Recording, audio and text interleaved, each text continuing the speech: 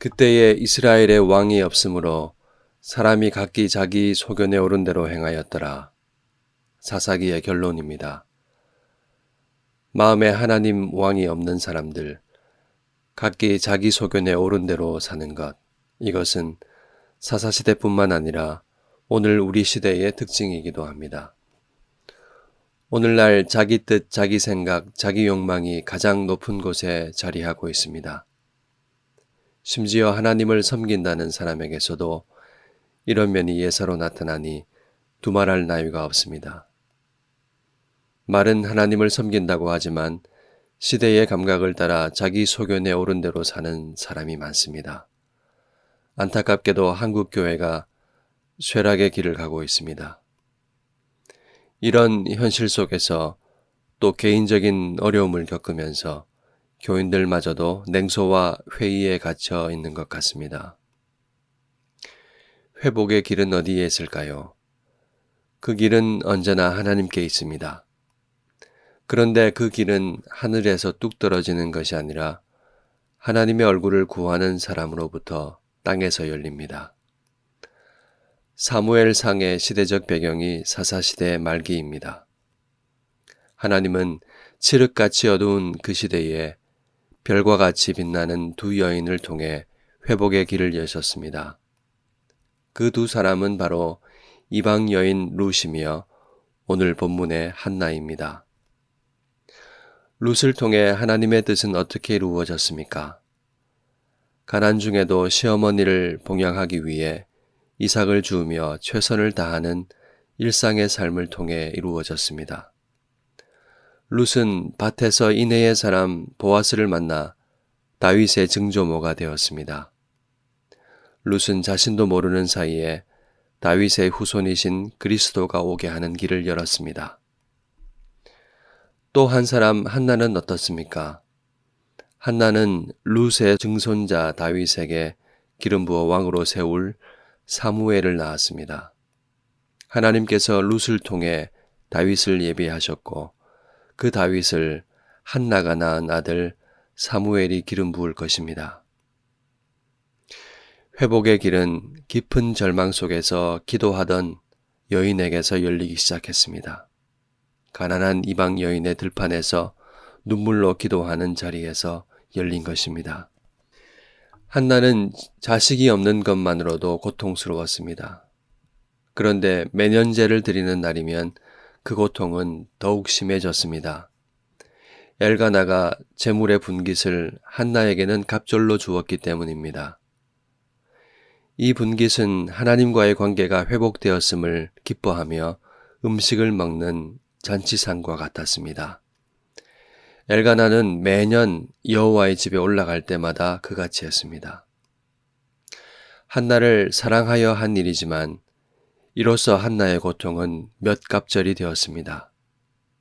브린나는 질투심에 불타 한나를 격분시켰습니다. 예배와 화합의 자리가 끔찍한 고통과 눈물의 자리가 되었습니다. 한나는 울고 아무것도 먹지 못했습니다. 엘가나는 경건한 사람이었습니다. 그러나 그는 상황을 잘 분별하지 못했습니다. 자신의 사랑에만 충실했지 아내의 마음을 깊이 살피지 못했습니다. 그가 갑절로 준 분깃은 단순한 음식이 아니었습니다.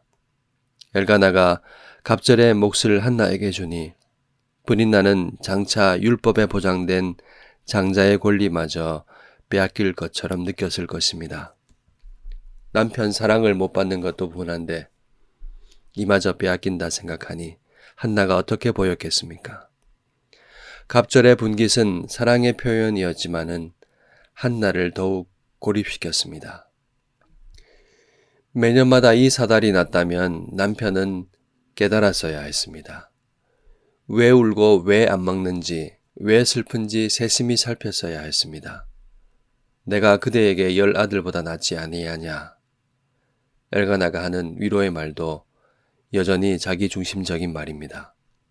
엘가나는 이렇게 말했어야 했습니다. 당신은 내게 10 아들보다 낫습니다. 한나가 겪는 불임의 고통은 그 시대의 고통과 닮았습니다. 캄캄한 밤 막다른 골목 같습니다. 어디에도 길이 없는 것 같습니다. 하나님도 외면하시는 것 같은 어둠 속에서, 아무도 위로할 수 없는 슬픔 속에서 이제 어떻게 해야 할까요? 한나는 좌절하며 주저앉아 있지 않았습니다. 한나는 일어났습니다. 성소로 나아가 기도했습니다. 말할 수조차 없는 괴로움에 입술만 움직일 뿐일지라도 마음을 하나님께 쏟아부었습니다. 만군의 여호와여, 만일 주의 여종의 고통을 돌보시고 나를 기억하사 주의 여종을 잊지 아니하시고 주의 여종에게 아들을 주시면 내가 그의 평생에 그를 여호와께 드리고 삭도를 그의 머리에 대지 아니하겠나이다. 한나는 하나님의 주권을 고백합니다. 태를 닫으신 분이 하나님이시라면 오직 열게 하실 분은 하나님이심을 고백합니다. 구원의 하나님을 믿고 바라며 기도합니다. 옛날 애굽에서 고통받던 조상들을 돌보시고 잊지 않고 기억하셔서 그들을 빼내신 하나님을 생각하며 아들을 주시기를, 자신을 고통에서 구하여 주시기를 간구합니다. 그뿐만 아니라 자신의 고통을 시대의 어둠과 연결합니다. 아들을 주신다면 이 아들을 하나님께서 쓰시도록 구별하여 드리겠다고 서원합니다. 엘리 제사장은 기도하는 한나를 술 취한 것으로 여겼습니다. 절박한 기도를 술주정으로밖에 알아보지 못하는 제사장의 모습은 그 시대를 반영합니다. 한나는 마음이 슬픈 여자였습니다. 그러나 한나는 절망 가운데 앉아있기를 거부하고 하나님을 향하여 일어섰습니다. 한나의 믿음은 자신의 미래를 바꾸었을 뿐만 아니라 자기도 모르는 사이에 새 역사를 열었습니다. 사무엘은 왕정시대를 여는 선지자가 되었습니다. 다윗에게 기름을 부으며 하나님의 말씀을 회복시키는 사람이 되었습니다. 한나는 다친 태로 새 시대를 열었습니다. 다윗의 후손으로 오신 예수 그리스도는 우리의 즐거움과 슬픔을 십자가에서 기쁨으로 바꾸셨습니다. 하나님께서 아들 그리스도의 눈물과 피 흘림으로 우리를 회복하셨습니다. 부활하신 그리스도는 우리의 영원한 분깃입니다. 고통 속에서도 이 영원한 소망을 기억하십시오. 애통하는 자는 복이 있나니 그들이 위로를 받을 것이며 주님 안에서 애통하는 자는 슬픔을 거두고 참된 위로를 받게 될 것입니다. 슬픔과 고통을 하나님께 가져가십시오. 고통의 자리를 기도의 자리로 바꾸십시오. 다친 것은 끝이 아니라 새로움을 주시는 시작일 수 있습니다. 그 누구도 줄 수 없는 위로와 평강은 기도하는 이에게 주어집니다. 이 어두운 시대에도 희망은 있습니다. 우리가 주님을 왕으로 모시고 무릎 꿇는 그 자리에서 우리도 모르는 사이에 회복의 길이 열릴 것입니다.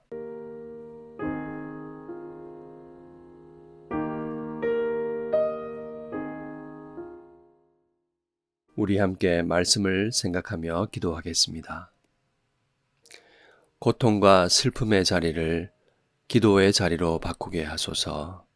믿음으로 일어나 기도하게 하소서.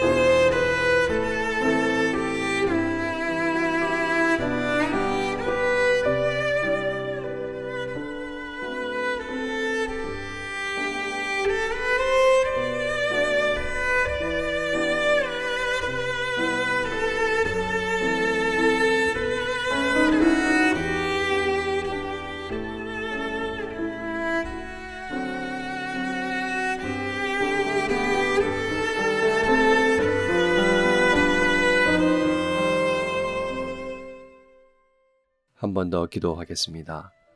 우리를 회복시키셨으며 우리의 영원한 분기시신 그리스도 안에서 냉소와 회의와 낙담이 아니라 소망과 평강과 기쁨으로 살게 하소서. 이렇게 기도하겠습니다.